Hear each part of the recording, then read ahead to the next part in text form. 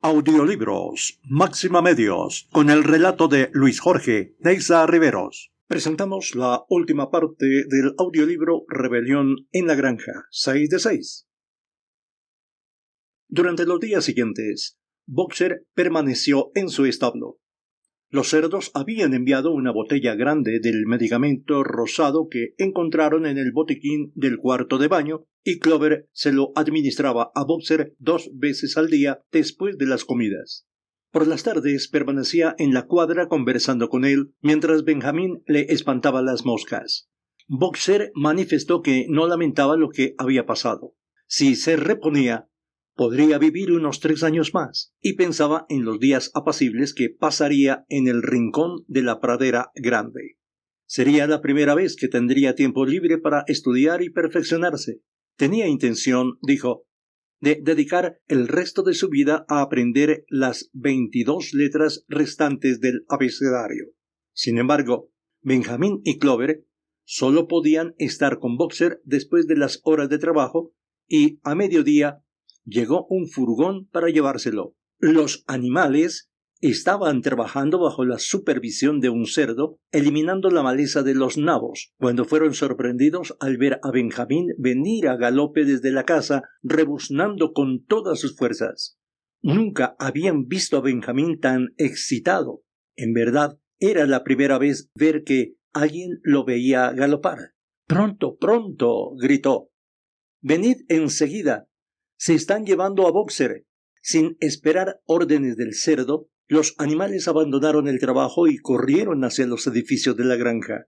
Efectivamente, en el patio había un furgón cerrado con letreros en los costados, tirado por 2 caballos y un hombre de aspecto hostil en el asiento del conductor. La cuadra de Boxer estaba vacía. Los animales se agolparon junto al carro. «¡Adiós, Boxer!», gritaron a coro. «¡Adiós!». «Idiotas, idiotas», exclamó Benjamín saltando alrededor de ellos y pateando el suelo con sus cascos menudos. «¡Idiotas! ¿No veis lo que está escrito en los letreros de ese furgón?». Aquello apaciguó a los animales y se hizo el silencio. Muriel comenzó a deletrear las palabras, pero Benjamín la empujó a un lado y en medio de un silencio sepulcral dijo: «Alfredo Simmons, matarife de caballos y fabricante de cola. Willingdon, comerciante en cueros y harina de huesos.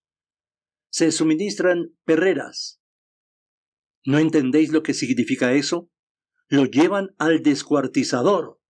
Los animales lanzaron un grito de horror. En ese momento el conductor fustigó a los caballos y el furgón salió del patio a un trote ligero. Todos los animales lo siguieron, gritando. Clover se adelantó. El furgón comenzó a tomar velocidad. Clover intentó galopar, pero sus pesadas patas solo alcanzaron el medio galope. «¡Boxer!», gritó ella. «¡Boxer! ¡Boxer!». En ese momento, como si hubiera oído el alboroto, la cara de Boxer, con la franja blanca en el hocico, apareció por la ventanilla trasera del carro. «¡Boxer!», gritó Clover con terrible voz. «Boxer, sal de ahí, sal pronto, te llevan hacia la muerte». Todos los animales se pusieron a gritar. «¡Sal de ahí, Boxer, sal de ahí!». Pero el carro ya había tomado velocidad y se alejaba de ellos. No se supo si Boxer entendió lo que dijo Clover, pero un instante después su cara desapareció de la ventanilla y se sintió el ruido de un patear de cascos dentro del carro. Estaba tratando de abrirse camino a patadas. En otros tiempos, unas cuantas coces de los cascos de Boxer hubieran hecho trizas el furgón. Pero desgraciadamente su fuerza lo había abandonado, y al poco tiempo el ruido de cascos se hizo más débil y se extinguió. En su desesperación, los animales comenzaron a apelar a los caballos que tiraban del carro para que se detuvieran. «Camaradas, camaradas», gritaron, «no llevéis a vuestro propio hermano hacia la muerte». Pero las estúpidas bestias, demasiado ignorantes para darse cuenta de lo que ocurría, echaron atrás las orejas y aceleraron el trote. La cara de Boxer no volvió a aparecer por la ventanilla. Era demasiado tarde cuando a alguien se le ocurrió adelantarse para cerrar el portón. En un instante, el carro salió y desapareció por el camino. Boxer no fue visto más. 3 días después se anunció que había muerto en el hospital de Wellington, no obstante recibir toda la atención que se podía dispensar a un caballo. Squealer anunció la noticia a los demás. Él había estado presente, dijo, durante las últimas horas de Boxer.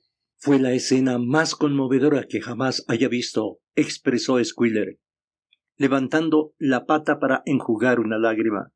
Estuve al lado de su cama hasta el último instante, y al final, casi demasiado débil para hablar, me susurró que su único pesar era morir antes de haberse terminado el molino. «Adelante, camaradas», murmuró. «Adelante en nombre de la rebelión. ¡Viva Granja Animal! ¡Viva el camarada Napoleón! Napoleón siempre tiene razón». Esas fueron las últimas palabras, camaradas. Aquí el porte de Squealer cambió repentinamente. Permaneció callado un instante, y sus ojillos lanzaron miradas de desconfianza de un lado a otro antes de continuar. Había llegado a su conocimiento, dijo, que un rumor disparatado y malicioso circuló cuando se llevaban a Boxer. Algunos animales notaron que el furgón que trasladó a Boxer llevaba la inscripción «Matarife de caballos», y sacaron precipitadamente la conclusión de que ese era en realidad el destino de Boxer. Resultaba casi increíble, dijo Squealer, que un animal pudiera ser tan estúpido. Seguramente, gritó indignado, agitando la cola y saltando de un lado a otro, seguramente ellos conocían a su querido líder, camarada Napoleón, mejor que nadie. Pero la explicación, en verdad, era muy sencilla. El furgón había sido propiedad del descuartizador y había sido comprado por el veterinario, que aún no había borrado el nombre anterior. Así fue como nació el error. Los animales quedaron muy aliviados al escuchar esto, y cuando Squealer continuó dándoles más detalles gráficos del lecho de muerte de Boxer, la admirable atención que recibió y las costosas medicinas que sufragó Napoleón sin fijarse en el precio, sus últimas dudas desaparecieron y el pesar que sintieron por la muerte de su camarada fue mitigado por la idea de que, al menos, había muerto feliz. Napoleón mismo apareció en la reunión del domingo siguiente y pronunció una breve oración fúnebre a la memoria de Boxer. No era posible traer de vuelta los restos de su llorado camarada para ser enterrados en la granja, pero había ordenado que se confeccionara una gran corona con laurel del jardín de la casa para ser colocada sobre la tumba de Boxer. Y pasados unos días, los cerdos pensaban realizar un banquete conmemorativo en su honor. Napoleón finalizó su discurso recordándoles los 2 lemas favoritos de Boxer: «Trabajaré más fuerte» y «El camarada Napoleón siempre tiene razón». Lemas, dijo, que todo animal haría bien en adoptar para sí mismo. El día fijado para el banquete, el carro de un almacenista vino desde Wellington y descargó un gran cajón de madera. Esa noche se oyó el ruido de cantos bullangueros, seguidos por algo que parecía una violenta disputa, y terminó, a eso de las 11, con un tremendo estrépito de vidrios rotos. Nadie se movió en la casa antes del mediodía siguiente, y se corrió la voz de que los cerdos se habían agenciado dinero para comprar otro cajón de whisky. En la última parte del audiolibro Rebelión en la Granja, capítulo 10. Pasaron los años. Las estaciones vinieron y se fueron. Las cortas vidas de los animales pasaron volando. Llegó una época en que ya no había nadie que recordara los viejos días anteriores a la rebelión, exceptuando a Clover, Benjamín, Moses el cuervo y algunos cerdos. Muriel había muerto. Bluebell, Jessie y Pincher habían muerto. Jones también murió. Falleció en un hogar para borrachos en otro lugar del condado. Snowball fue olvidado. Boxer lo había sido, excepto por los pocos que lo habían tratado. Clover era ya una yegua vieja y gorda, con articulaciones endurecidas y ojos reumáticos. Ya hacía 2 años que había cumplido la edad del retiro, pero en realidad ningún animal se había jubilado. Hacía tiempo que no se hablaba de reservar un rincón del campo de pasto para animales jubilados. Napoleón era ya un cerdo maduro de unos 150 kilos. Squealer estaba tan gordo que tenía dificultades para ver más allá de sus narices. Únicamente el viejo Benjamín estaba más o menos igual que siempre, exceptuando que el hocico lo tenía más canoso y desde la muerte de Boxer estaba más malhumorado y taciturno que nunca. Había muchos más animales que antes en la granja, aunque el aumento no era tan grande como se esperara en los primeros años. Nacieron muchos animales para quienes la rebelión era una tradición casi olvidada, transmitida verbalmente, y otros que habían sido adquiridos jamás oyeron hablar de semejante cosa antes de su llegada. La granja poseía ahora 3 caballos, además de Clover. Eran bestias de prestancia, trabajadores de buena voluntad y excelentes camaradas, pero muy estúpidos. Ninguno de ellos logró aprender el alfabeto más allá de la letra B.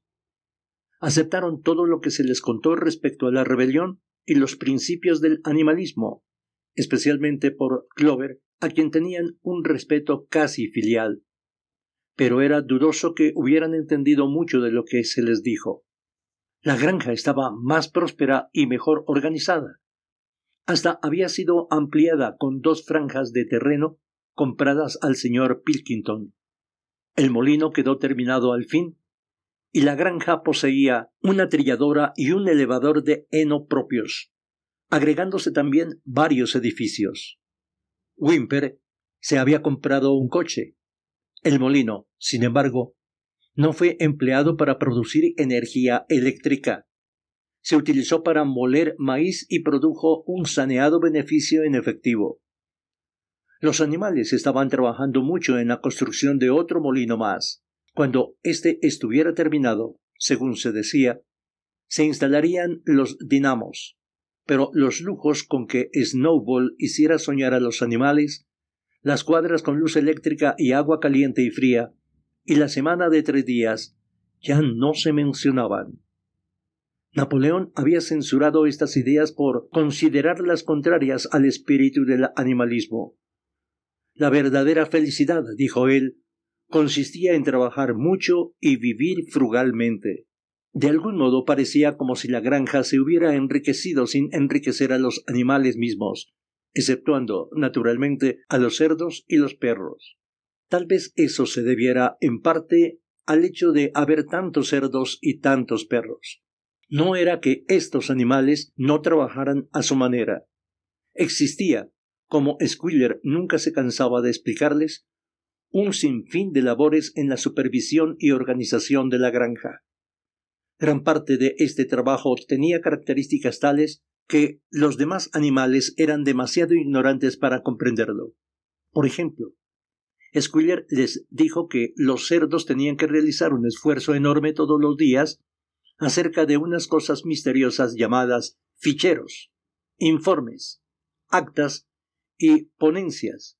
Se trataba de largas hojas de papel que tenían que ser llenadas totalmente con escritura y después eran quemadas en el horno.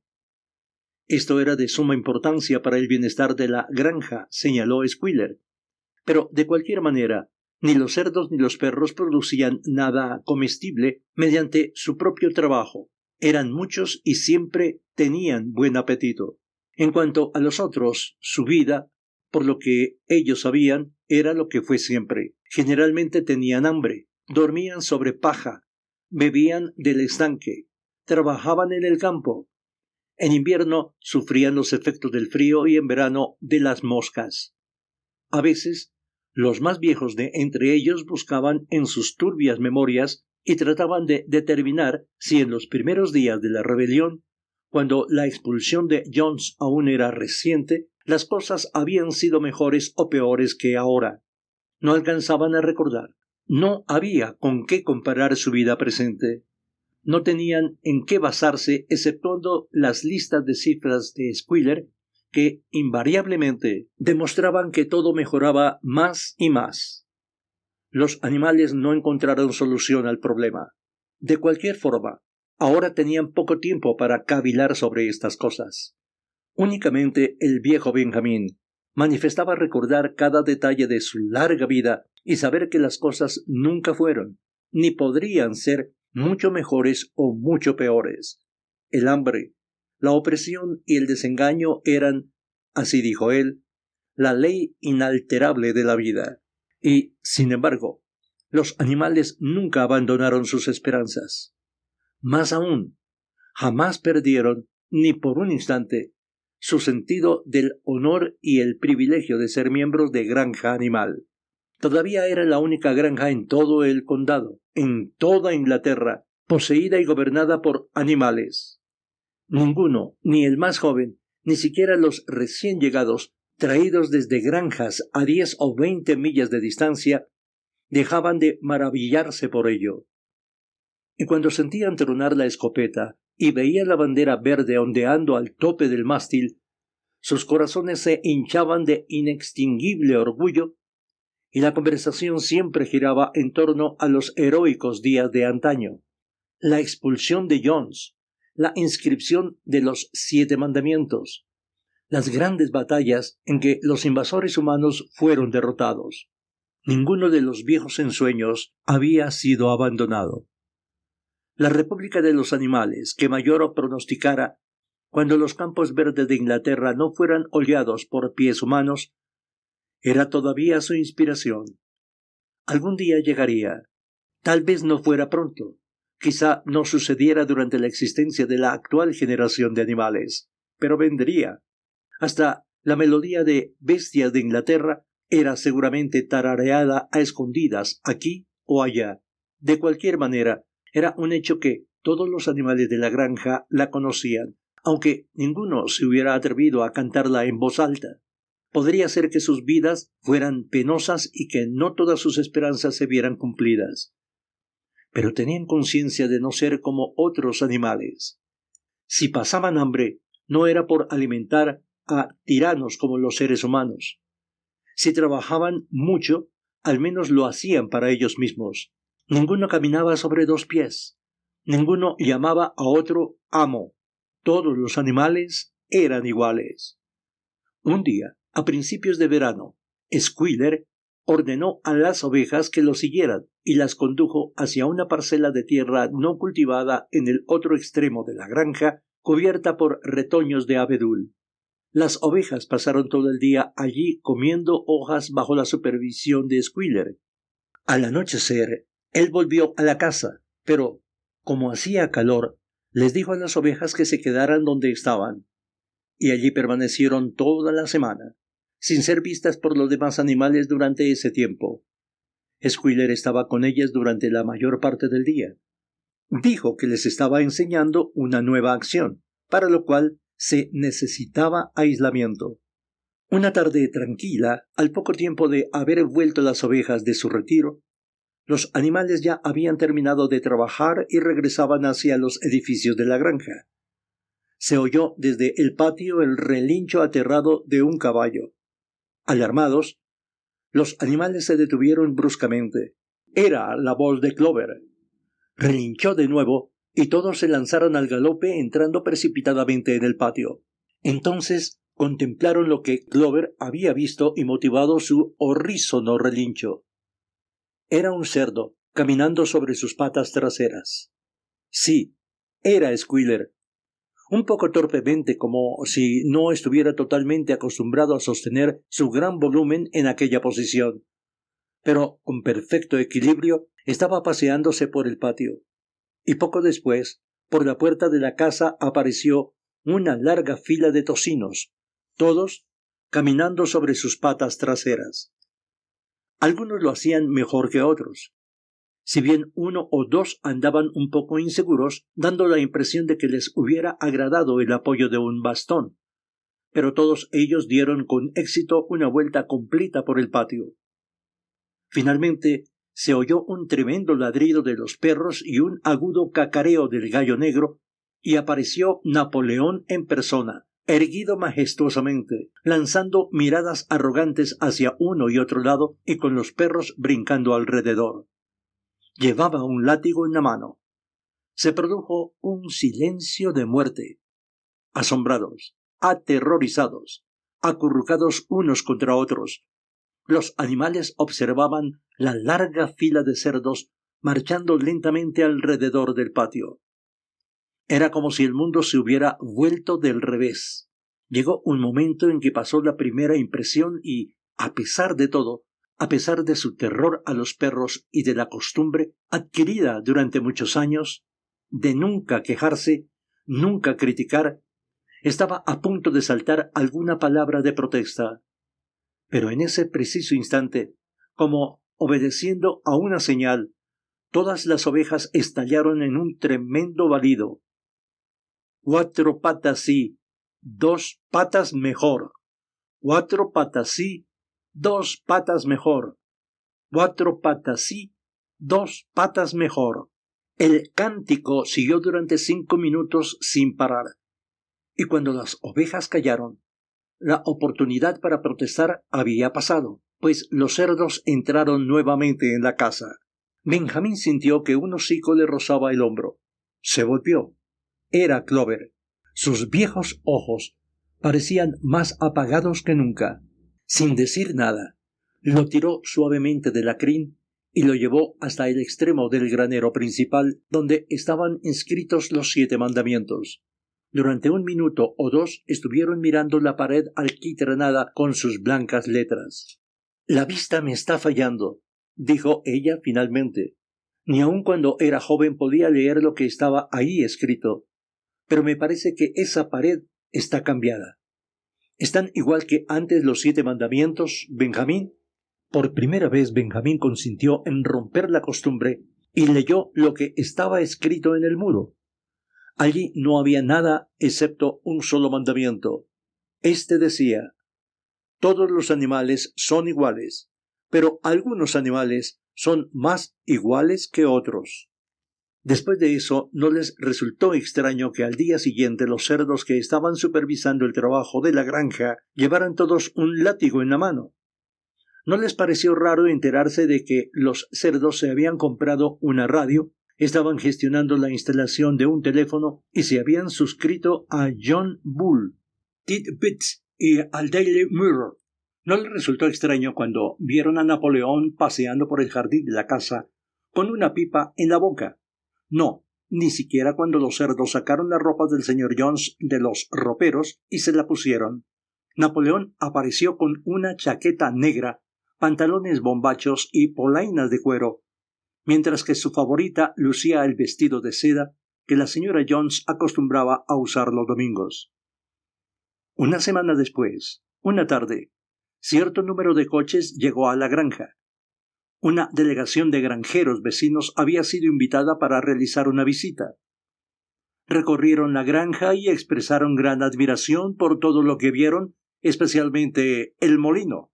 Trabajaban casi sin despegar las caras del suelo y sin saber a quién debían temer más, si a los cerdos o a los visitantes humanos. Esa noche se escucharon fuertes carcajadas y canciones desde la casa. El sonido de las voces entremezcladas despertó repentinamente la curiosidad de los animales. ¿Qué podía estar sucediendo allí, ahora que, por primera vez, animales y seres humanos estaban reunidos en igualdad de condiciones? De común acuerdo, se arrastraron en el mayor silencio hasta el jardín de la casa. Al llegar a la entrada se detuvieron, medio asustados, pero Clover avanzó resueltamente y los demás la siguieron. Fueron de puntillas hasta la casa, y los animales de mayor estatura espiaron por la ventana del comedor. Allí, alrededor de una larga mesa, estaban sentados media docena de granjeros y media docena de los cerdos más eminentes, ocupando Napoleón el puesto de honor en la cabecera. Los cerdos parecían encontrarse en las sillas completamente a sus anchas. El grupo estaba jugando una partida de naipes. pero la habían suspendido por un momento, sin duda para brindar.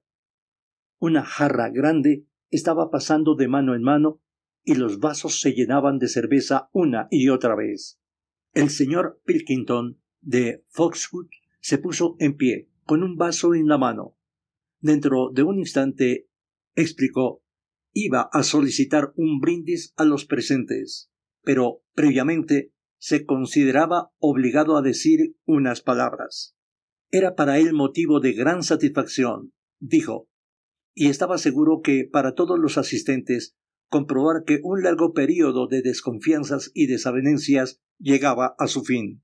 Hubo un tiempo, no es que él o cualquiera de los presentes compartieran tales sentimientos, pero hubo un tiempo en que los respetables propietarios de la granja animal fueron considerados, él no diría con hostilidad, sino con cierta dosis de recelo por sus vecinos humanos. Se produjeron incidentes desafortunados y eran fáciles los malos entendidos. Se creyó que la existencia de una granja poseída y gobernada por cerdos era en cierto modo anormal y que podría tener un efecto perturbador en el vecindario. Demasiados granjeros supusieron, sin la debida información, que en dicha granja prevalecía un espíritu de libertinaje e indisciplina. Habían estado preocupados respecto a las consecuencias que ello acarrearía a sus propios animales o aún a sus empleados del género humano. Pero todas estas dudas ya estaban disipadas. Él y sus amigos acababan de visitar granja animal y de inspeccionar cada pulgada con sus propios ojos. ¿Y qué habían encontrado? No solamente los métodos más modernos, sino una disciplina y un orden que debían servir de ejemplo para los granjeros de todas partes. Él creía que estaba en lo cierto al decir que los animales inferiores de granja animal hacían más trabajo y recibían menos comida que cualquier animal del condado. En verdad, él y sus colegas visitantes observaron muchos detalles que pensaban implantar en sus granjas inmediatamente. Querría terminar mi discurso, dijo, recalcando nuevamente el sentimiento amistoso que subsistía y que debía subsistir entre granja animal y sus vecinos. Entre los cerdos y los seres humanos no había y no debería haber ningún choque de intereses de cualquier clase. Sus esfuerzos y sus dificultades eran idénticos. ¿No era el problema de los obreros el mismo en todas partes? Aquí pareció que el señor Pilkington se disponía a contar algún chiste preparado de antemano, pero por un instante lo dominó la risa y no pudo articular palabra. Después de un rato de sofocación en cuyo transcurso sus diversas papadas enrojecieron, logró explicarse. Si bien ustedes tienen que lidiar con sus animales inferiores, dijo, nosotros tenemos nuestras clases inferiores. Esta ocurrencia les hizo desternillar de risa, y el señor Pilkington nuevamente felicitó a los cerdos por las escasas raciones, las largas horas de trabajo y la falta de blandinguerías que observara en granja animal. Y ahora, dijo finalmente, iba a pedir a los presentes que se pusieran de pie y se cercioraran de que sus vasos estaban llenos. Señores, concluyó el señor Pilkington, les propongo un brindis por la prosperidad de la granja animal. Hubo unos vítores entusiastas y un resonar de pies y patas. Napoleón estaba tan complacido que dejó su lugar y dio la vuelta a la mesa para chocar su vaso con el del señor Pilkington antes de vaciarlo. Cuando terminó el vitoreo, Napoleón, que permanecía de pie, insinuó que también él tenía que decir algunas palabras. Como en todos sus discursos, Napoleón fue breve y al grano. Él también, dijo, estaba contento de que el período de desavenencias llegara a su fin.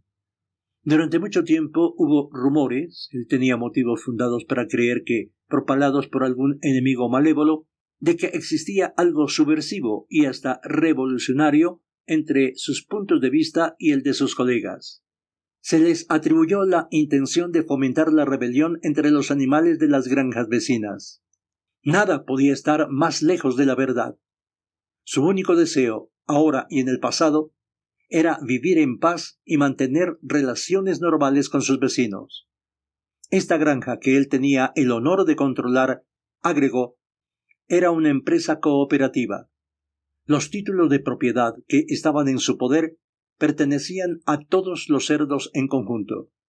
Él no creía, dijo, que aún quedaran rastros de las viejas sospechas, pero se acababan de introducir ciertos cambios en la rutina de la granja que tendrían el efecto de fomentar, aún más, la mutua confianza.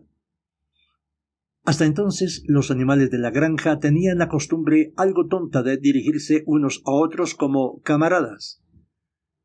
Eso iba a ser suprimido. También existía otra costumbre muy rara, cuyo origen era desconocido, la de desfilar todos los domingos por la mañana ante el cráneo de un cerdo clavado en un poste del jardín. Eso también iba a suprimirse, y el cráneo ya había sido enterrado. Sus visitantes habían observado asimismo la bandera verde que ondeaba al tope del mástil. En ese caso, seguramente notaron que el asta y la pezuña blanca con que estaba marcada anteriormente fueron eliminados. En adelante sería simplemente una bandera verde. Tenía que hacer una sola crítica el magnífico y amistoso discurso del señor Pilkington. El señor Pilkington hizo referencia en todo momento a Granja Animal. No podía saber, naturalmente, porque él, Napoleón, iba a anunciarlo por primera vez que el nombre de Granja Animal había sido abolido. Desde ese momento la granja iba a ser conocida como Granja Manor, que era su nombre verdadero y original. Señores, concluyó Napoleón, os voy a proponer el mismo brindis de antes, pero de otra forma. Llenad los vasos hasta el borde. Señores, este es mi brindis, por la prosperidad de la Granja Manor. Se repitió el mismo cordial vitoreo de antes y los vasos fueron vaciados de un trago. Pero a los animales que desde fuera observaban la escena, les pareció que algo raro estaba ocurriendo. ¿Qué era lo que se había alterado en los rostros de los cerdos? Los viejos y apagados ojos de Clover pasaron rápida y alternativamente de un rostro a otro. Algunos tenían 5 papadas, otros tenían 4, aquellos tenían 3. Pero, ¿qué era lo que parecía desvanecerse y transformarse? Después, finalizados los aplausos, los concurrentes cogieron nuevamente los naipes y continuaron la partida interrumpida, alejándose los animales en silencio. Pero no habían dado 20 pasos cuando se pararon bruscamente. Un enorme alboroto de voces venía desde la casa. Regresaron corriendo y miraron nuevamente por la ventana. Sí, se estaba desarrollando una violenta discusión. Gritos, golpes sobre la mesa, miradas penetrantes y desconfiadas, negativas furiosas. El origen del conflicto parecía ser que tanto Napoleón como el señor Pilkington habían descubierto simultáneamente un as de espadas, cada uno. 12 voces gritaban enfurecidas. Eran todas iguales. No había duda de la transformación ocurrida en las caras de los cerdos.